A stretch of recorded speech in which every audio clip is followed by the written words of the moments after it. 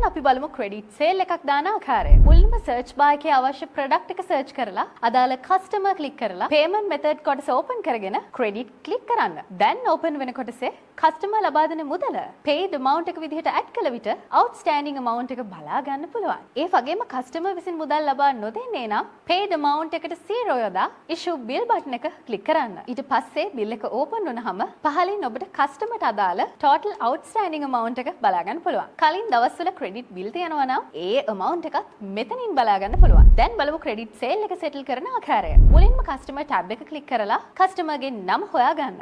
ඊට පස්සේ customer select කර මෙතනින් credit sale option එක select කරගන්න. ඒකේ ඉහළම තියෙන දම් පාට icon එක click කරලා customer ගේ credit bill settle කරන්න පුළුවන්. මේකෙදී ඔබ settle කරන මුදල customer ට අදාළ අවසාන bill එකේ සිට අඩු වෙනවා. ඒ වගේම අදාළ bill එක open කරගෙන මේ ආකාරයට අදාළ bill එක පමණක් settle කරගන්න පුළුවන්.